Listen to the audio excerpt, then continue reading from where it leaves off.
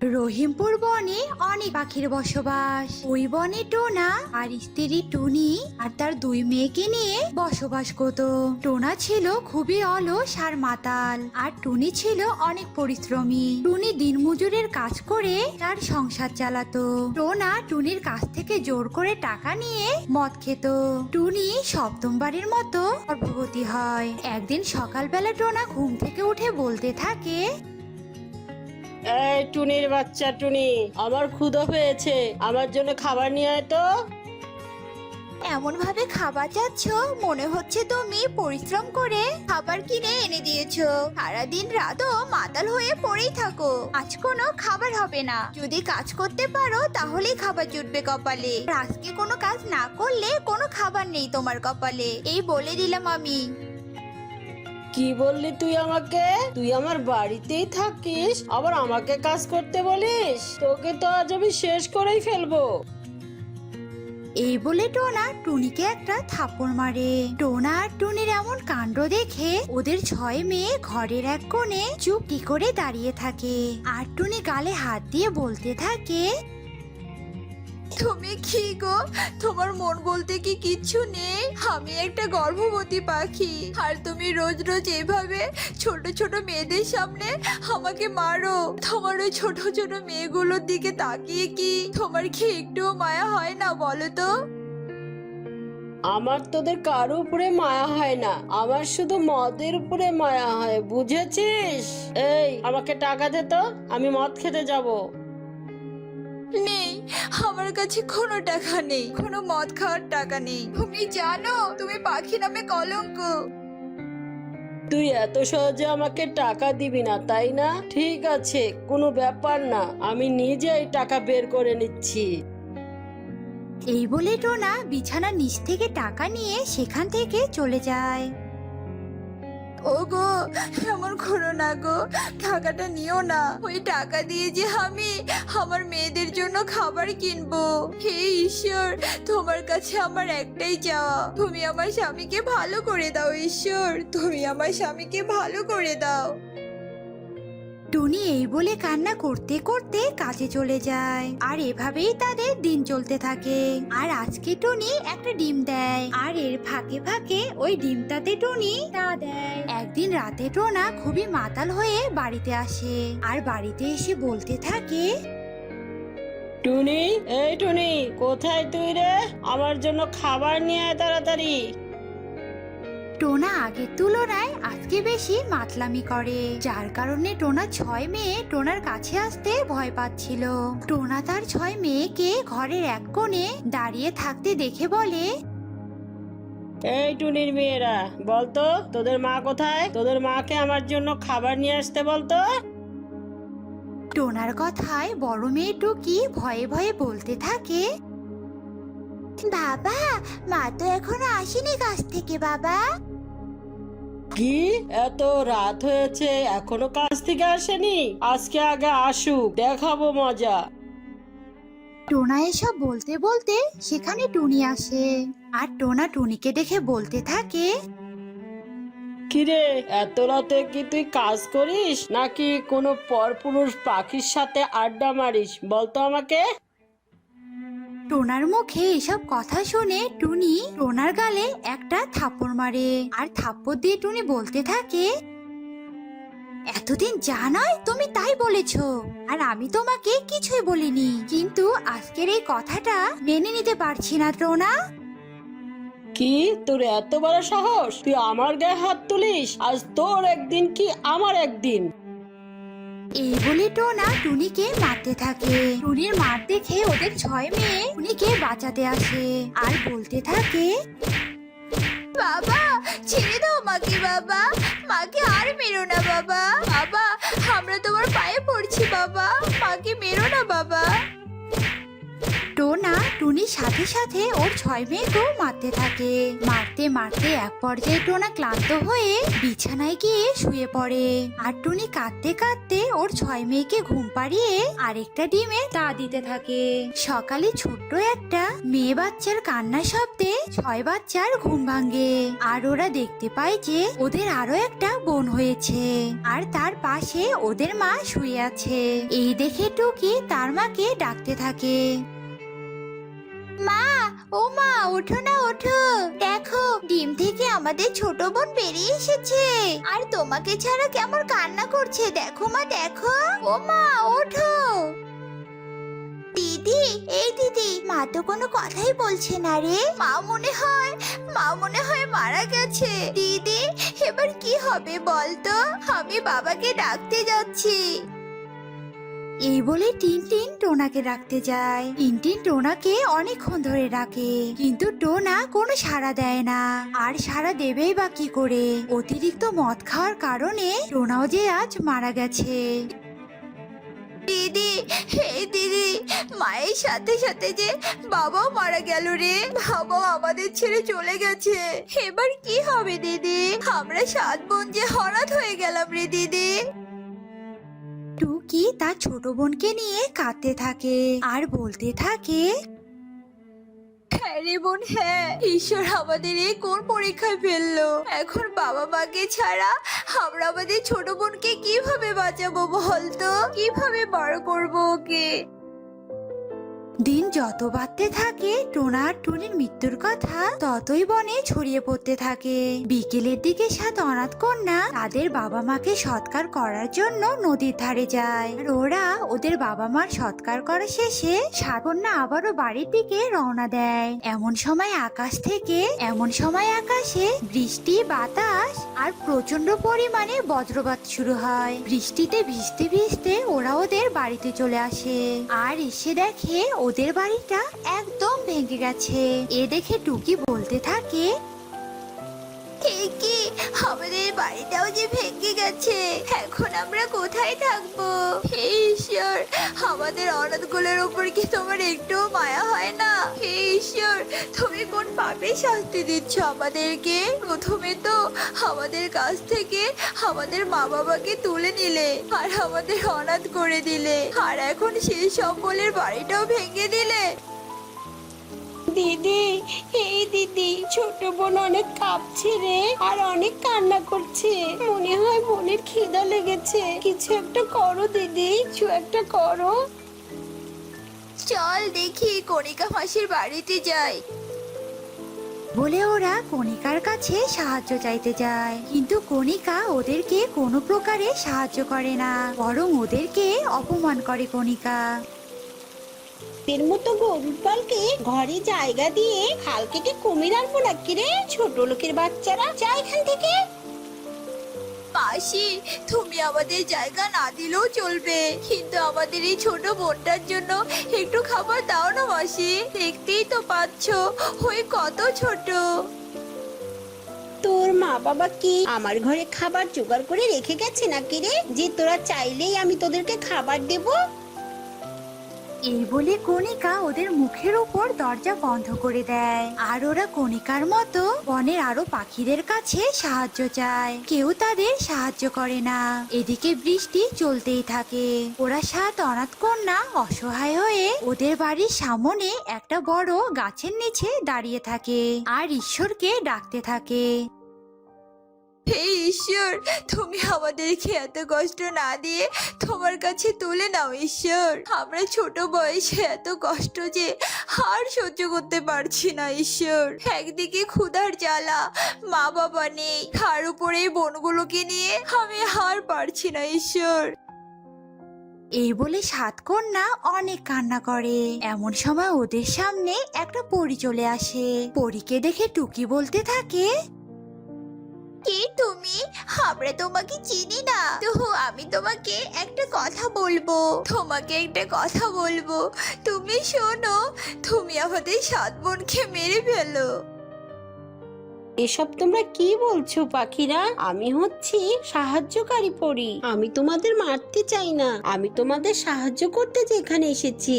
আমি এতক্ষণ তোমাদের সব কথা শুনেছি। আমি তোমাদের বাড়িটা নতুন করে দেব। এবার তোমরা খুশি তো? এই বলে পরি জাদু করে অনাথ সাত কন্যার বাড়িটা নতুন করে দেয় আর ওদেরকে অনেকগুলো সোনার মোহর দেয়। আর পরি বলতে থাকে, শোনো, তোমরা এই সোনার মোহরগুলো দিয়ে অনেক ভালো দিন কাটাতে পারবে। কোনো বিপদ হলে আমাকে স্মরণ করো, আমি তোমাদের সাহায্য করার জন্য ছুটে আসবো পাখিরা। এই বলে পরি সেখান থেকে চলে যায় আর ওরা পরিতাও নতুন বাড়িটিতে থাকতে শুরু করে। আর অনাথ সাত কন্যা পরিতাও মোহরগুলো দিয়ে সুখে শান্তিতে দিন কাটাতে থাকে।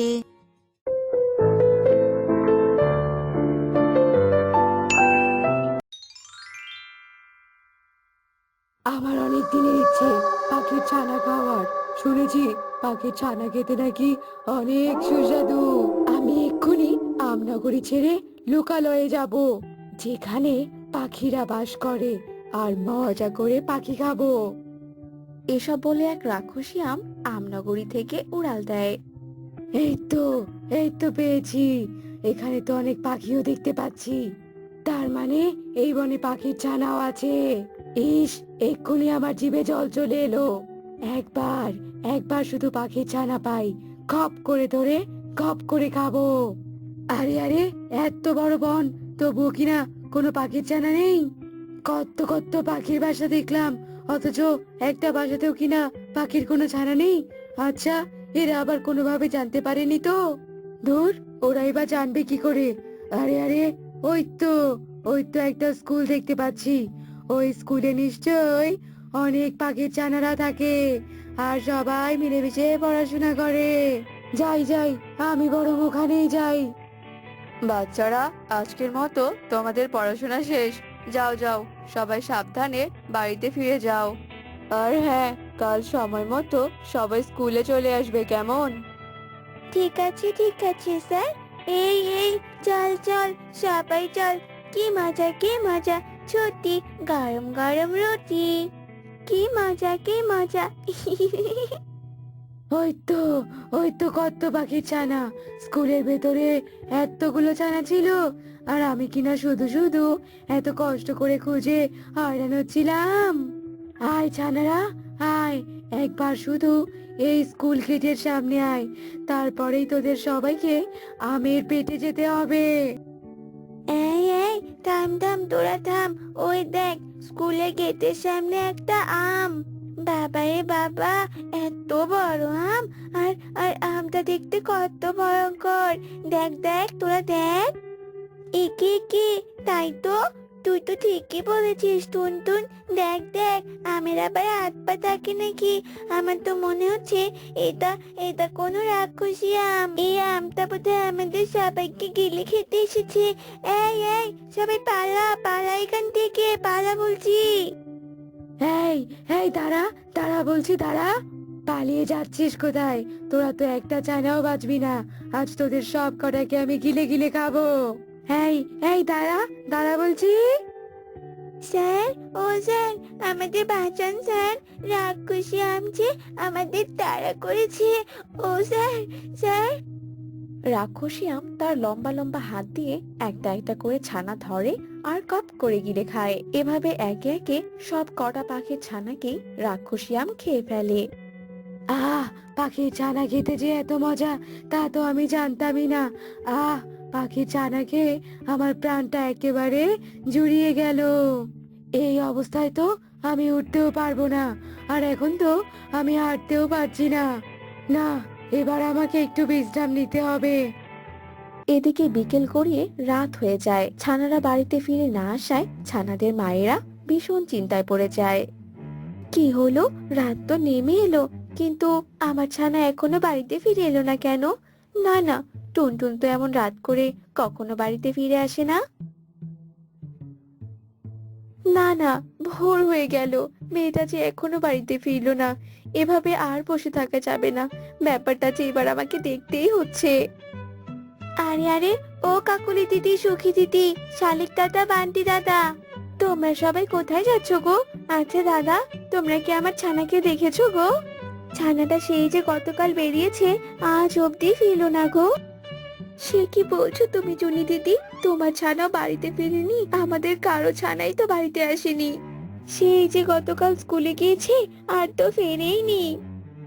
কি বলছো কি? তোমাদের কারো ছানাই বাড়িতে ফিরেনি? তাহলে এক রাতের মধ্যে এতগুলো ছানা কোথায় গায়েব হয়ে গেল? দিদি, আমরা সব জায়গায় খুঁজেছি, কিন্তু কোথাও কোনো পাখির ছানার সন্ধান পাইনি। দিদি, চলো না একবার স্কুলে গিয়ে দেখি ওখানে কেউ আছে কিনা। এগিয়ে কি আপনারা সব গার্জিয়ানরা হঠাৎ স্কুলে? আমি তো কোনো মিটিং এর আয়োজন করিনি, তাহলে যে হঠাৎ করে আপনারা? তা শুধুমাত্র আপনাদেরই দেখছি। আপনাদের ছানা কোথায়? ওরা তো আজ স্কুলে পড়তে এলো না। পড়তে আসবে কি করে? আপনি তো আমাদের ছানাদের আটকে রেখেছেন। বলুন, সত্যি করে বলুন, আমাদের ছানাদের আপনি কোথায় আটকে রেখেছেন? আপনারা এসব কি বলছেন বলুন তো? আমি তো এসবের কিছুই বুঝতে পারছি না। বুঝবেন কি করে? আমাদের ছানাদের তো পড়ানোর নাম করে আটকে রেখেছেন। দয়া করে আমাদের ছানাদের আপনি ছেড়ে দিন। কাল থেকে যে আমাদের ছানারা ঘরে ফেরেনি। কি বলছেন কি এসব? আপনাদের ছানারা ঘরে ফেরেনি? কিন্তু আমি তো গতকাল সময় মতোই সবাইকে ছুটি দিয়েছি। দেখুন দাদা, আমরা ওসব কিছুই বুঝি না। আমরা তো আপনার কাছে আমাদের ছানাকে পাঠিয়েছিলাম। এখন যে করে হোক আপনি আমাদের ছানাদের এনে দিন, আর নইলে কিন্তু আমরা পুলিশ ডাকতে বাধ্য হব। না না, আপনারা দয়া করে শান্ত হন। আমি দেখছি দেখছি কি করা যায়। আমার জানাশোনা একজন বুড়িমা আছে, উনি গণনা করে হারিয়ে যাওয়া জিনিসের খোঁজ দিতে পারেন। চলুন চলুন আমার সাথে, সবাই মিলে আমরা সেখানেই যাই, চলুন। বুড়িমা, আপনি তো সবই শুনলেন, এবার দয়া করে কিছু একটা করুন না বুড়িমা। ছানাদের খুঁজে না পেলে যে আমার বড্ড বিপদ হবে, আপনি দয়া করুন বুড়িমা। শান্ত হ বাছা, তুই শান্ত হ। আমি আমার ধ্যান শক্তি দ্বারা দেখছি ব্যাপারটা। সর্বনাশ, তোদের বনে যে একটা রাক্ষসী আমের আগমন ঘটেছে। ওই রাক্ষসী আমের পেটের ভেতরেই যে পাখিদের ছানা আছে। ওই রাক্ষসী আমি তোদের ছানাদের গিলে খেয়েছে রে। সে কি সাংঘাতিক কাণ্ড! আমের পেটে কিনা পাখির ছানা!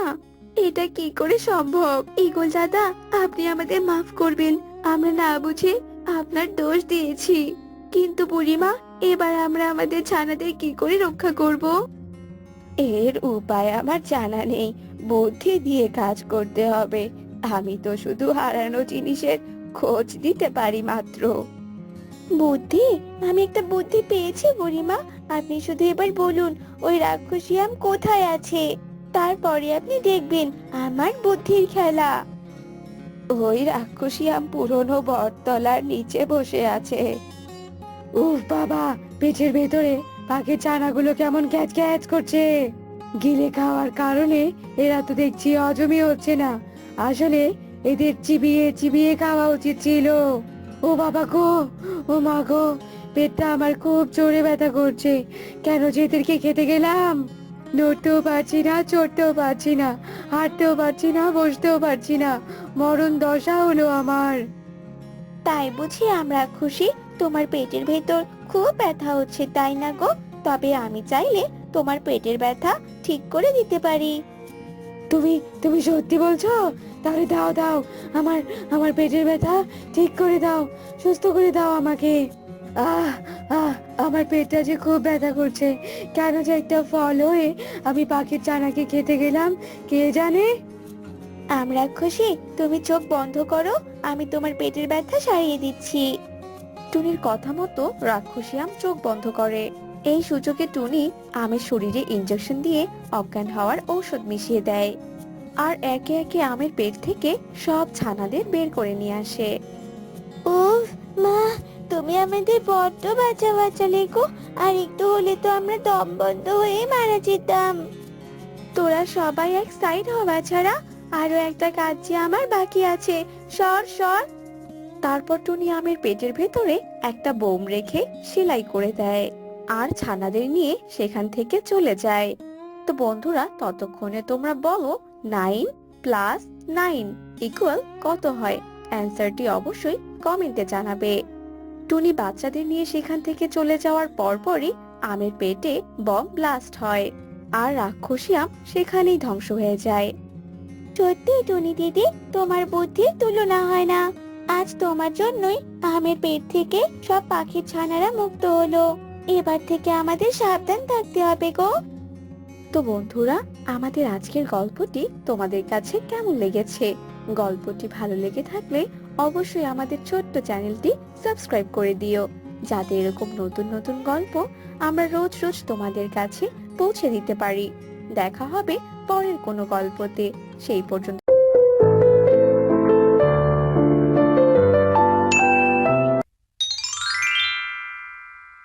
এই ভাঙা ঘরে থাকতে আমার আর ভালো লাগছে না। ওদিকে বর্ষাকালও ধেয়ে আসছে। না, আর বসে থাকলে চলবে না। কষ্ট করে হলেও আমাকে একটা নতুন বাড়ি বানাতেই হবে। কিন্তু কোন গাছে বাড়ি বানাবো? কোন গাছে? কোন গাছে? আরে, আমার তো আপেল গাছ আছে। আমি আপেল গাছেই বাড়ি বানাবো। যাই যাই, তাড়াতাড়ি বন থেকে কাঠ, খড় এসব নিয়ে আসি। টুনি কাঠখড় খুঁজতে থাকে। কিছুক্ষণ পর টুনি কাঠখড় নিয়ে এসে তার আপেল গাছে নতুন করে বাড়ি বানাতে থাকে। উফ বাবা, আজ বনে তো প্রচুর রোদ উঠেছে, ভীষণ পিপাসাও পেয়েছে। যাই, কুয়ো থেকে কলসে করে একটু পানি নিয়ে আসি। টুনি কলস নিয়ে কুয়োর দিকে উঠতে থাকে। আরে টুনি বোন, কুয়ো থেকে পানি আনতে যাচ্ছিস বুঝি? হ্যাঁ দিদি, কেন গো, কিছু বলবে নাকি? হ্যাঁ রে, আমার ঘরে কোনো পানি নেই, আর আমিও অনেক ব্যস্ত।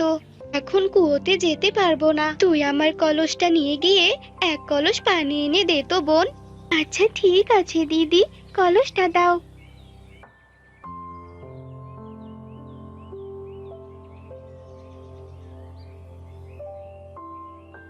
তুই অনেক ভালো রে টুনি, তোকে অনেক ধন্যবাদ। আমার কাজ করতে করতে তো তোর অনেক পিপাসাও পেয়েছে। টুনি আর কিছু না বলে কলস নিয়ে তার বাড়িতে চলে আসে, আর পানি খাওয়া শেষে সে আবারও কাজে লেগে পড়ে। এক পর্যায়ে অনেক কষ্ট করার পরে টুনির আপেল গাছে একটি বাড়ি তৈরি হয়। আরে বাহ টুনি, তোর কাজের হাত তো বেশ ভালো। বাড়িটা তো বেশ সুন্দর লাগছে। না না, বাড়ির রূপ দেখলে তো আর হবে না, কিছু তো খেতে হবে। যাই যাই, বন থেকে কিছু খাবার নিয়ে আসি। টুনি বনের দিকে উঠতে থাকে, আর এভাবেই বেশ কিছুদিন কেটে যায়। একদিন টিয়ে উঠতে উঠতে টুনির কাছে আসে। কি ব্যাপার টিয়ে দিদি, তোমাকে এত অস্থির দেখাচ্ছে কেন? আর তুমি হাঁপাচ্ছই বা কেন বলো তো? কিছু কি হয়েছে তোতা দাদার? বলো না গো দিদি। আমার কিছুই হয়নি রে টুনি। আসলে পাশের বন থেকে খবর এসেছে তোর রাজু মামা নাকি ভীষণ অসুস্থ, তোকে দেখতে যাচ্ছে। কি বললি দিদি? রাজু মামা অসুস্থ? আমি এক্ষুনি যাচ্ছি পাশের বনে। এরপর টিয়ে ওখান থেকে চলে যায়, আর টুনিও তার ঘরে তালা লাগিয়ে কণিকা ও যজ্ঞুর কাছে আসে। কি ব্যাপার টুনি, তুই কাঁদছিস কেন? কি হয়েছে তোর? দাদা, পাশের বনে আমার মামা থাকে। ওই মামা নাকি ভীষণ অসুস্থ। আমি মামাকেই দেখতে যাচ্ছি। আমি ফিরে আসা না পর্যন্ত তোমরা আমার বাসাটা একটু দেখে রেখো গো। তুই একদম চিন্তা করিস না, তোর বাড়ি মানে তো আমাদেরও বাড়ি। আমরা খুব ভালো করেই দেখাশোনা করব। তুই নিশ্চিন্তে কয়েকদিন থেকে আয় বোন। টুনি, বলি কি, তুই তোর বাড়িতে তালা দিয়ে থাকলে চাবিটা আমাদের দিয়ে যাবন। আসলে তোর বাড়িটাকে তো ভালো করে দেখাশোনা করতে হবে, তাই না? টুনি যজ্ঞুর এমন কথা শুনে আর কিছু না ভেবে যজ্ঞুকে চাবিটা দিয়ে দেয়, আর কাঁদতে কাঁদতে সেখান থেকে চলে যায়। এরপর যজ্ঞ কণিকা একে অপরের দিকে তাকিয়ে বলতে থাকে, কণিকা, আজ হবে মজা গো মজা। ওকা টুনি ওর বাড়ির চাবি আমাদেরকে দিয়ে গেছে। হা হা হা, কয়েকদিন আর কষ্ট করে আমাদের খাবার খুঁজতে হবে না। আজ থেকে তো আমরা টুনির জমানো খাবার খাবো। কি যে ভালো লাগছে বলো। ঠিক বলেছ, চলো তাড়াতাড়ি। যজ্ঞ, ওই দেখো আলমারিতে শস্যদানা সাজানো। চলো চলো, শস্যদানা খেতে শুরু করি। না না, আমি শস্যদানা খাবো না। আমি তো মিষ্টি ফল খাবো। ওই দেখো, টেবিলের উপর সাজানো অনেক মিষ্টি ফল। কতদিন হলো মিষ্টি ফল খাই না, আজ পেট ভরে খাবো। কণিকা শস্য দানা আর যজ্ঞ ফল খেতে থাকে। কি যে শান্তি! এখন যাই, টুনির মেকআপ নিয়ে একটু সাজুগুজু করি। কতদিন হলো ভালো করে সাজি না। যজ্ঞ, দেখো তো আমাকে কেমন লাগছে। আরে বউ, তোমাকে তো একদম ললিতার মতো লাগছে। এমন সুন্দর তোমাকে বিয়ের দিনও লাগেনি, সত্যি বলছি।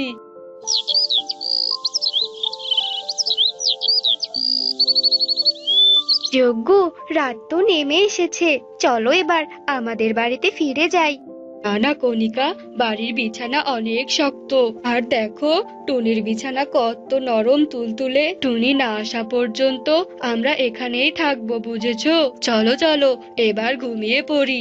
যজ্ঞ কণিকা ঘুমিয়ে পড়ে। আর এভাবেই দুদিন কেটে যায়। যজ্ঞ, টুনির বাড়িটার প্রতি আমার মায়া জন্মেছে। টুনি যদি ফিরে আসে তাহলে আমরা ওকে এ বাড়ি থেকে তাড়িয়ে দেব, আর এই বাড়িটা দখল করব, বুঝেছো? হ্যাঁ হ্যাঁ, আমিও তোমাকে এ কথাটাই বলতে চেয়েছিলাম। আমাদের আর পুরনো বাড়িতে ফিরে যেতে ইচ্ছে করছে না। টুনির এই বাড়িটা একদম স্বর্গের মতো লাগছে। আর দেরি না করে আমাকে কিছু শস্য দানা খেতে দাও তো এবার। এভাবে আরো কিছুদিন কেটে যায়। তারপর টুনি একদিন তার নিজের বাড়িতে ফিরে আসে। ফিরে এসে টুনি তার বাড়িতে যজ্ঞ ও কণিকাকে দেখে। কি দাদা দিদি, তোমরা আমার বাড়িতে কি করছো? আর আমার বাড়িটা এমন নোংরা হলো কিভাবে? আর আমার জমানো শস্য দানা ফল এসব কি হলো বলো তো? এই শোন, এটা আর তোর বাড়ি নেই, এটা আমাদের বাড়ি, বুঝেছিস? বেশি কথা না বলে তাড়াতাড়ি এখান থেকে চলে যা বলছি। দিদি, তোমরা আমার সাথে মজা করছো তাই না? কিন্তু আমি একদমই মজার মুডে নেই। তোর সাথে মজা নেওয়া বয়েই গেছে আমাদের। যা বলছি এখন এখান থেকে, এটা আমাদের বাড়ি, শুনেছিস কান খুলে? এসব তোমরা কি বলছো?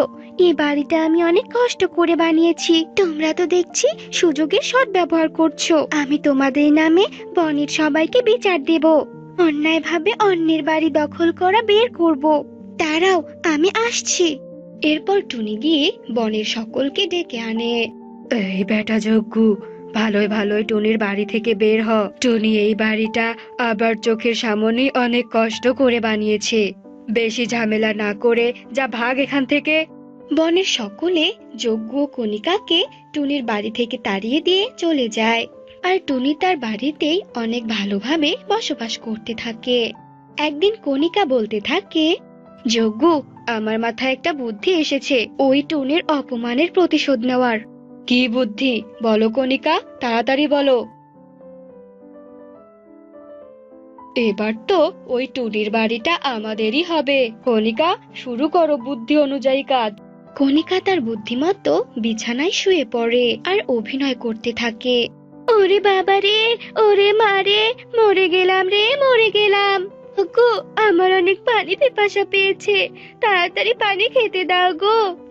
মরে গেলাম রে, মরে গেলাম।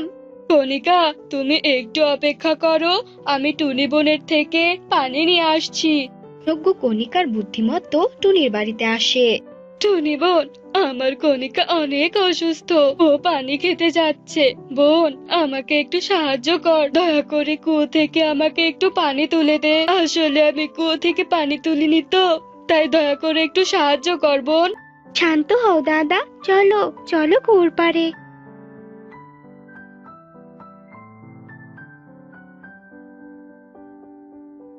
ওরে বাবা রে, ডুবে গেলাম রে, ডুবে গেলাম। টুনি বোন, বাঁচা, বাঁচা আমাকে তুই।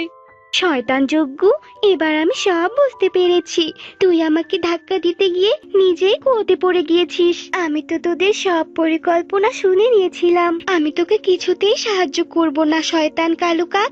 বোন আমার, আমি ভুল করেছি, আমাকে ক্ষমা করে দে। আজকের পর থেকে তোর সাথে আর খারাপ আচরণ করব না। তুলে নে বোন, তুলে নে আমায়, আমি যে ডুবে যাচ্ছি, তোর পায়ে পড়ি বোন। যজ্ঞুর এমন কাকুতি মিনতি দেখে টুনির ভীষণ মায়া হয়। এরপর টুনি রশি দিয়ে যজ্ঞুকে উপরে তুলে নেয়। এবার বুঝতে পেরেছো, অন্যের ক্ষতি করতে গেলে নিজেরই ক্ষতি হয়। এবারের মতো ক্ষমা করে দিলাম, কিন্তু আর একবার ভুল করলে আর কখনো ক্ষমা করব না। সোজা শাস্তি দেব, বুঝেছো?